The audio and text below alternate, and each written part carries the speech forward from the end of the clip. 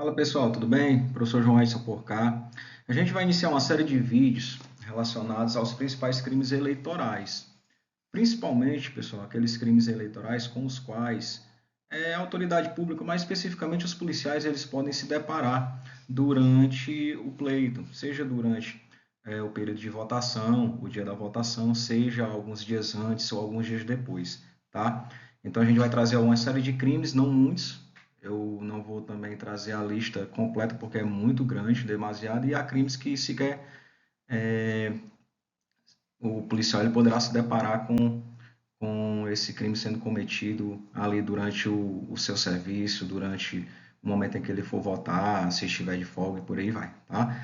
Então a gente vai trazer somente alguns crimes principais e algumas dicas relacionadas a esses crimes para que vocês possam, na medida do possível, lógico, não é querendo ser tão audacioso, mas pelo menos passar algumas dicas para que vocês se esclareçam com relação a esses crimes eleitorais que eu vou trazer para vocês, tá bom?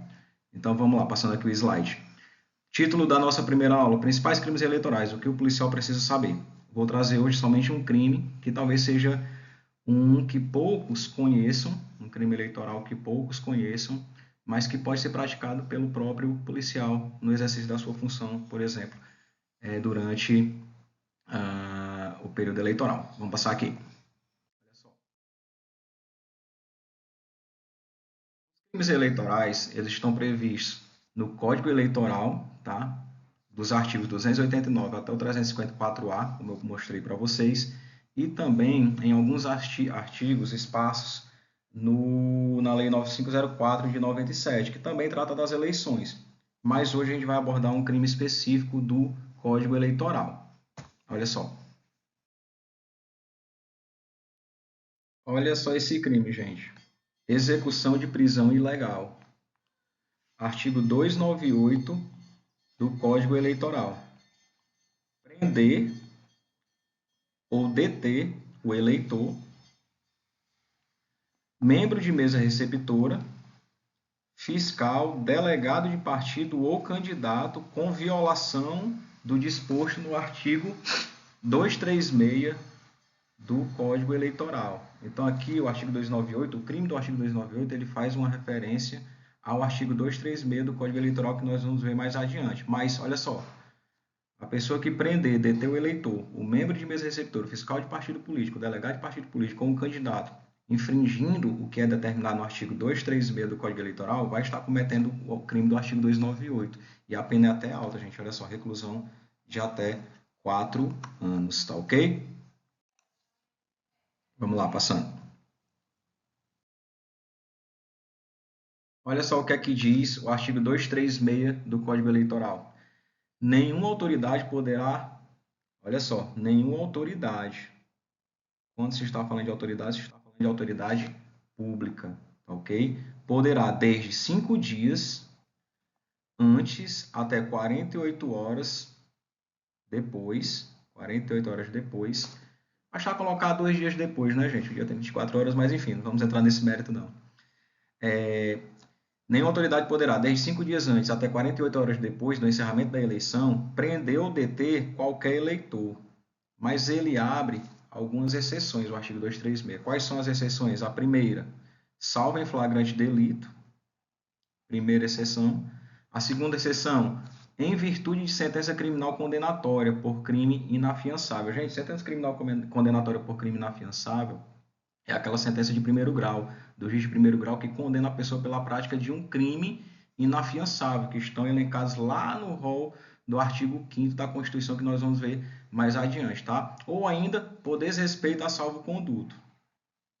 Ok? Então, essas três situações, já eu vou dizer para vocês o que é um salvo-conduto. Nessas três situações, o eleitor, mesmo dentro desse período de 5 dias antes da eleição até 2 dias após o encerramento das eleições, ele pode ser preso sim, e nós vamos revisar isso mais adiante.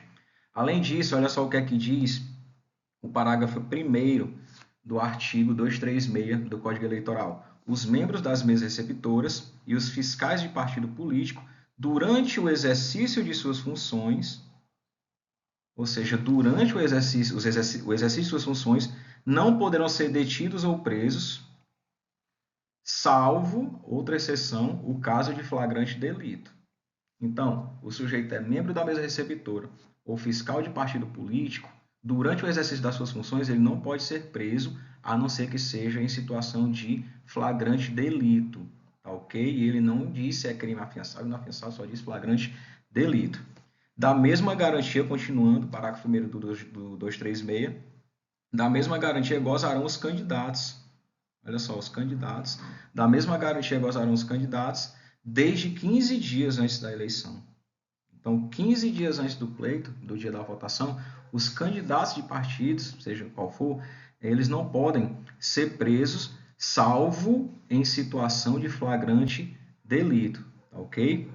Além disso, olha só, do que é que decorre o nosso artigo lá 298 do Código Eleitoral. Ocorrendo qualquer prisão, o preso será imediatamente conduzido à presença do juiz competente, que, se verificar a ilegalidade da detenção, a relaxará e promoverá a responsabilidade do coator, ou seja, aquele que infringir as normas do artigo 236, prendendo ilegalmente o eleitor, ele será responsabilizado, mais uma vez, voltando, como eu falei para vocês, nas tenases lá, na pena do artigo 298 do Código Eleitoral, tá ok? Vamos continuar aqui. Quando eu falo de prisão em flagrante, eu estou falando de 4 situações em que uma pessoa pode ser presa em flagrante delito. Aí nós temos que nos remeter ao Código de Processo Penal. O que é que diz o Código de Processo Penal no seu artigo 302? Perdão, só corrigir. Vou apagar aqui. Rapidinho, gente. O que é que diz o nosso Código de Processo Penal? Considera-se em flagrante delito quem, primeiro, está cometendo a infração penal.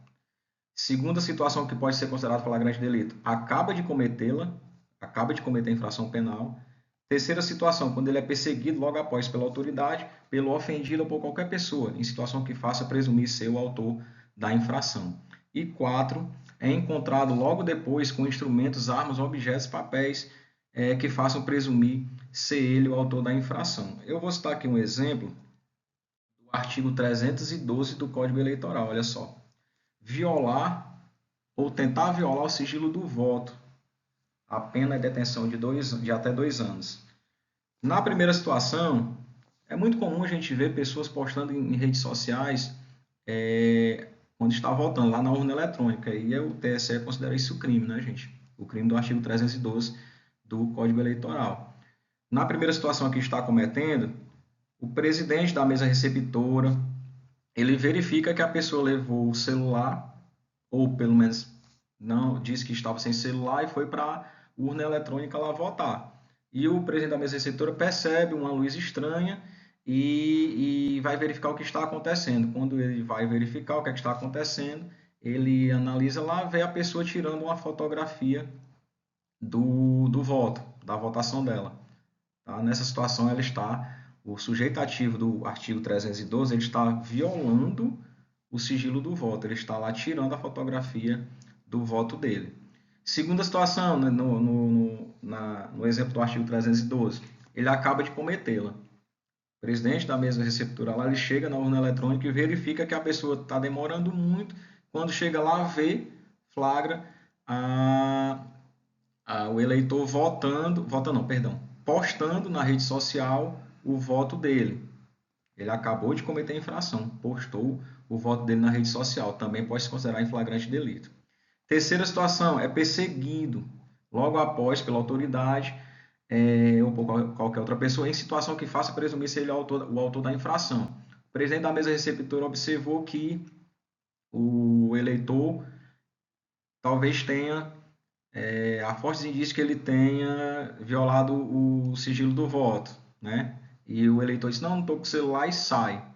Ele avisa o policial que está trabalhando lá perto, na distância regulamentar do local de votação, pede o apoio policial e avisa, aquele ali, ele violou o sigilo do voto, ele cometeu um crime eleitoral. O policial inicia a perseguição, o sujeito sai na moto, o policiamento de viatura, no caso, lógico, né? Estiver passando pelo local, faz a perseguição e consegue encontrar essa pessoa, tá?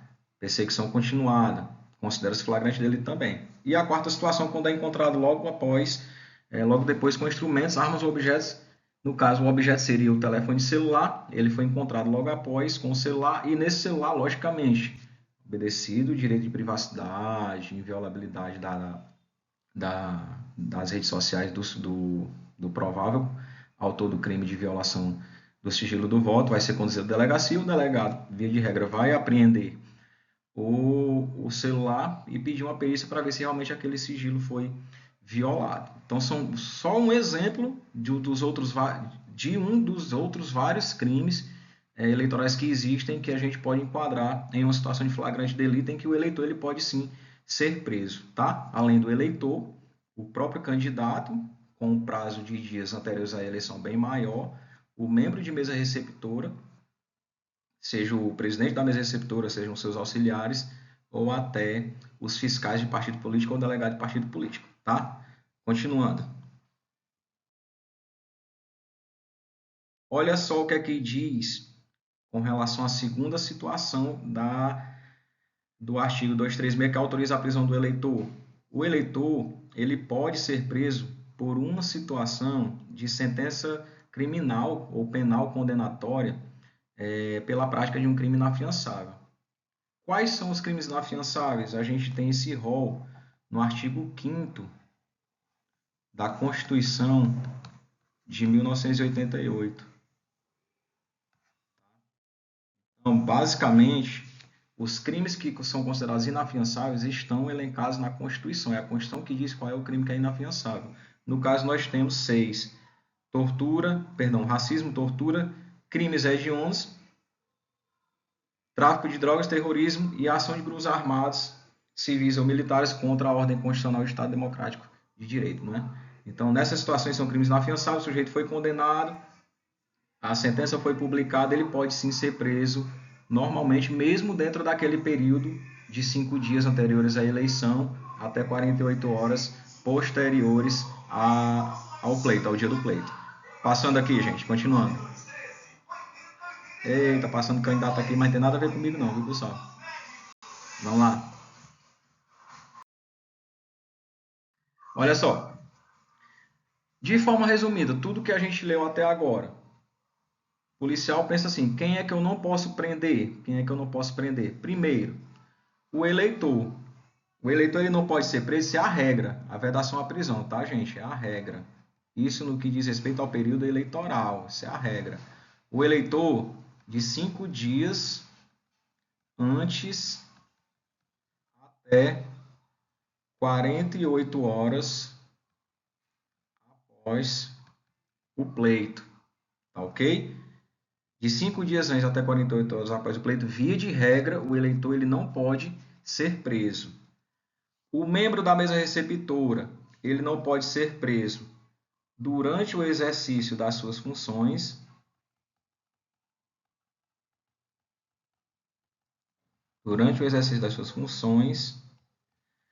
salvo em situação de flagrante delito. Nós vamos ver mais adiante. Quando é que o membro da mesa receptora está no exercício das suas funções? Aí vai depender do caso concreto. Pode ser antes da eleição, do dia da eleição? Pode ser depois? Pode, vai depender do caso concreto. Okay? Enquanto ele estiver no exercício de suas funções, ele não pode ser preso. O fiscal de partido político, o fiscal do partido político, também durante o exercício das suas funções, tá ok? Não pode ser preso, salvo em situação de flagrante delito. E o candidato. Aqui é o candidato. O candidato só linkar aqui, fiscal e membro de mesa receptora durante o exercício das suas funções. O candidato desde 15 dias antes do período eleitoral. Até, gente, 48 horas após. Apesar de a gente não ver a previsão lá na lei escrita, mas o candidato, ele também é eleitor, não é? Se vocês observarem também, o membro da mesa receptora, ele também é eleitor, se ele não tiver com os direitos políticos suspensos, logicamente. O fiscal de partido político também é eleitor. Então, todos esses, até após 48 horas do pleito, do encerramento das eleições, eles não podem ser presos em situação de flagrante, perdão, não podem ser presos em situações que não sejam aquelas exceções elencadas pelo artigo 236 que nós já vimos anteriormente. Tá ok? Agora, dica de quem pode ser preso, como se pode prender um eleitor, em que situações ele pode ser preso, são as exceções, o eleitor, o candidato ou o membro da mesa receptora ou fiscal de partido político. Em que situações eu posso prendê-lo? O eleitor, eu posso prendê-lo em situação de flagrante delito,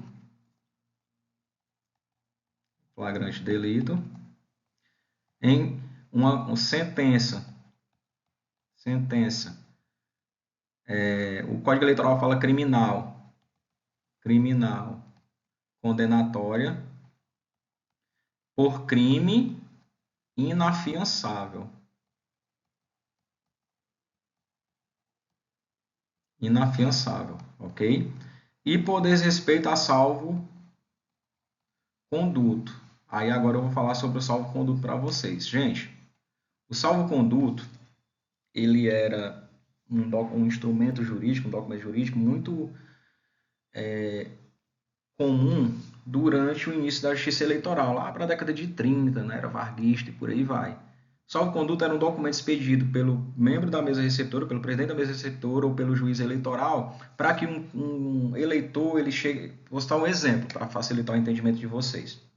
O eleitor ele está sendo coagido a votar em determinado candidato. Ele vai lá no juiz eleitoral ou no membro da mesa receptora, no presidente, e diz assim: ó, eu estou sendo coagido, eu preciso de um salvo-conduto para que eu possa exercer livremente o meu direito ao voto, ao sufrágio. O juiz ele concede, o salvo-conduto ele começa a valer 72 horas antes da eleição até 48 horas, perdão, após o pleito.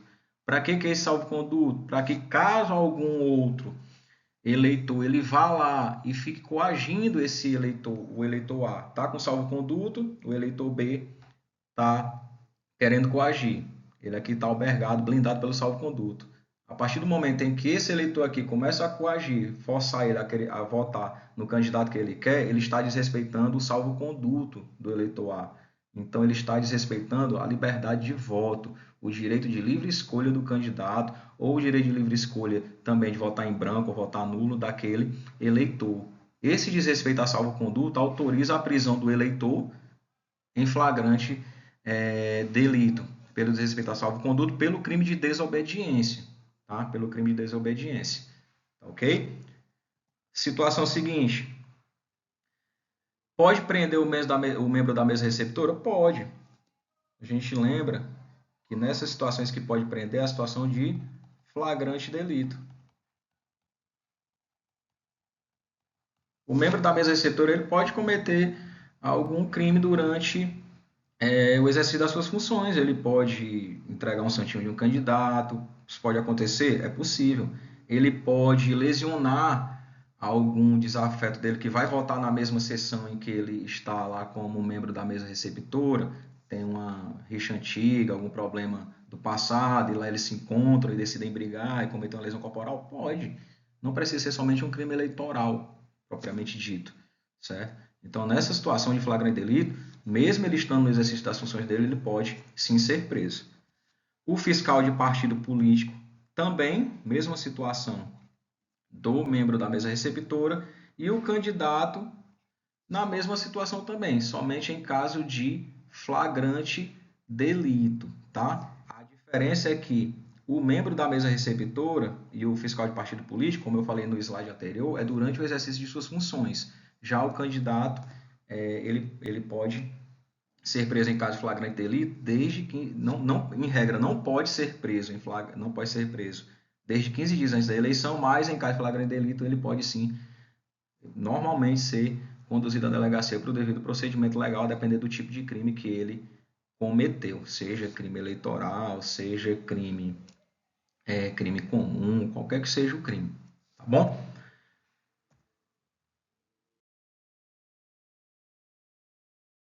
Então, gente, basicamente é isso, tá? Espero que não tenha me delongado muito.